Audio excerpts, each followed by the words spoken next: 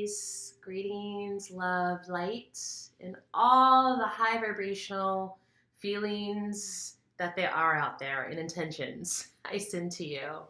I hope you're all feeling great today. This is Misty Moon, and I am here to offer you another womb wisdom. And today's topic is going to be about the importance of being aligned with the moon energy, especially as women. So I call myself Misty Moon. Moon is a name that I gave to myself. Misty is my birth name, but Moon's a name I gave to myself because I wanted to intentionally align myself with the moon. And that is the energy that I want to bring forth. That's part of my purpose as a health coach for women, is to help inspire women to get back to that alignment with that lunar energy. We have an innate connection to the moon energy. Our menstrual cycles, a healthy menstrual cycle comes every 26 to 28 days. The moon goes from new to full every 28 days as well. So that's a clear indication that we already have this beautiful, innate, natural, organic connection to nature. Now we have what's called the Gregorian calendar. I might be pronouncing that wrong, but that's the solar calendar that's been handed down to us by, I believe, Julius Caesar. And so that's basing on the sun. That's, when we think about the 365 day, that's the solar cycle. And that's a part of our innate connection to nature as well. However, as women, if you start to abide by the lunar calendar, you're going to find that you'll be able to have more flow and more balance in your life due to that alignment with that connection. Because every phase of the moon has a particular type of intention or correlated to it. And so, like I mentioned, it's about 28 days, and there's about 8 main phases within that 28-day time frame, and each one lasts about 3 days. So you have about a 3-day time frame within each cycle in order to get yourself in alignment and to set your intentions and to know where you are in that cycle. So I'm just going to run through it really quickly for you just to give you an idea. Like, we all know about the new and the full moon, but there's also those phases in between that help support those various intentions for the new and the full moon, okay? So the new moon is when there's no moon in the sky, when it's a completely dark sky.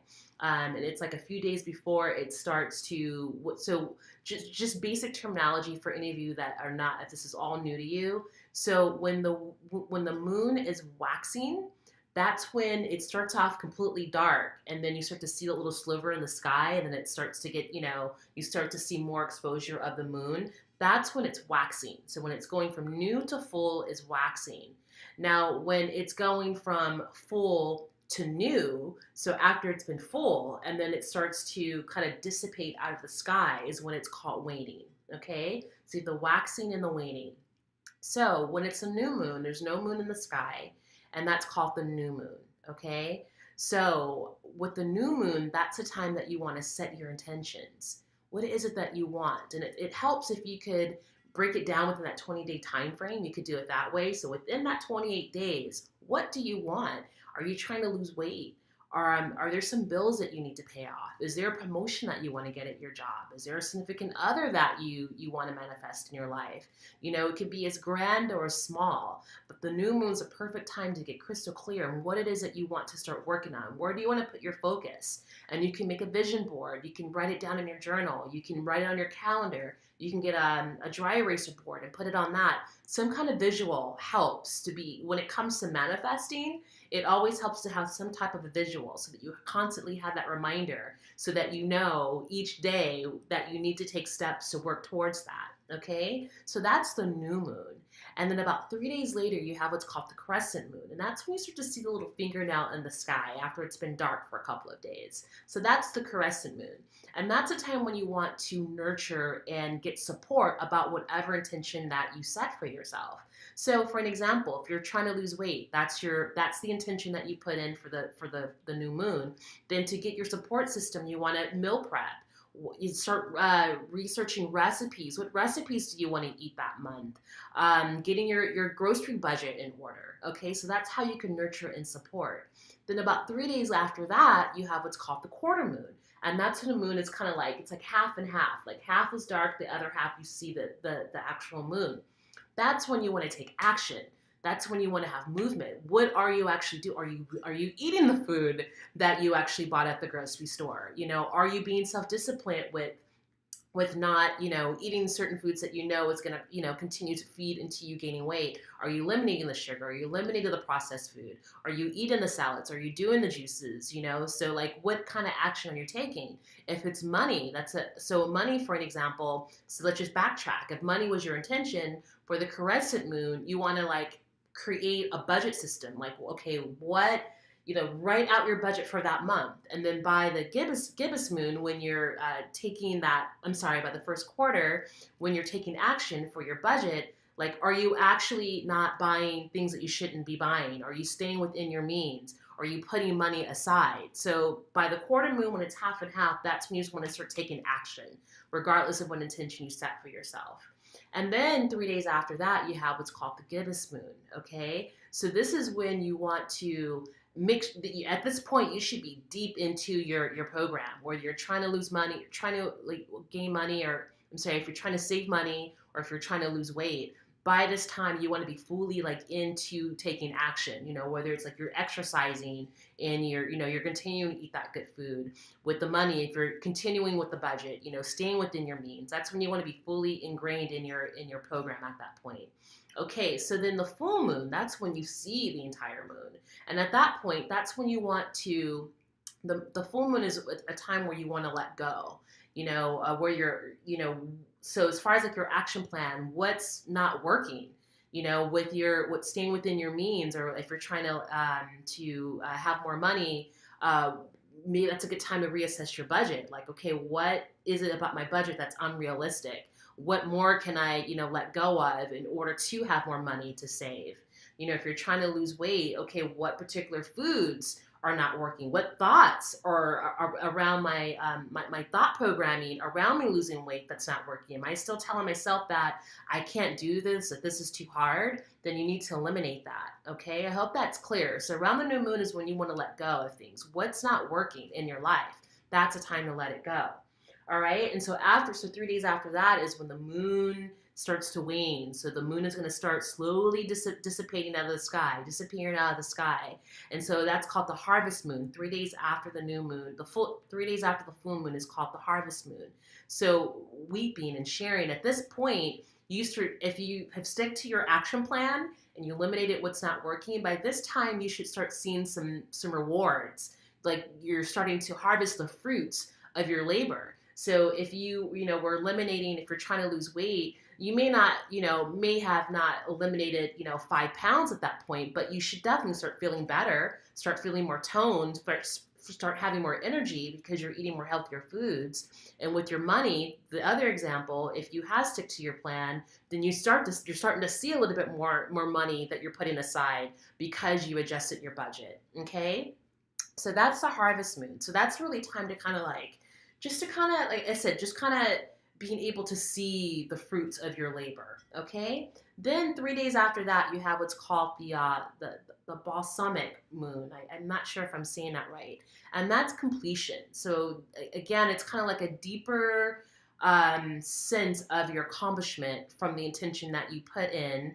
If you stick with your program, if you're able to eliminate the things that's not working, by this point, you should really be able to see the completion of the vision that you're manifesting. Okay, then 3 days after that, it's what's called the dark moon. So this is like shortly before, about maybe 6 days before the moon starts to start waxing again. And this is stillness, observation. So this is the time to kind of sit back and just to absorb how you were able to manifest the intention that you put in, to be able to appreciate the work that you put in order to manifest, whether you're trying to lose weight or trying to gain money. And then it starts all over again. And so so for the next new moon, you can, if you're continuing to try to, lose weight, then you can set another intention or set that same intention and figure out, okay, what can I do to perfect that, to perfect that intention, based on what you eliminated, based on what worked, do more of what works and less of what didn't work, or you can create a new intention. So nature is set up where it allows us to be more self-actualized. And if you're tapping into that lunar energy, every 28 days you get an opportunity to go deeper into your self-actualization work. And that's the beauty of it. And as one of my mentors, Queen Esther, says, and she also works with moon energy as well, if you want to like really go deep and have someone guide you through a program and be amongst other women who are going through this program. There's Queen Esther Sarr. She does, it's called Healing by the Light of the Moon. And if you're interested, I'll put her information in the link, and you can look her up. And every 28 days, Queen Esther takes women through this cycle. And so one thing that she says is nature's never half stepping. And it's true. Nature never had half steps. You never see the sun being like, you know what? I'm not feeling it today. I'm not going to rise today. Or the moon's like, you know what? I'm just going to set this one out. I'm not going to be full. You know, like she's always on time. So if you allow yourself to align with that energy, that also will allow you to never half step ever again.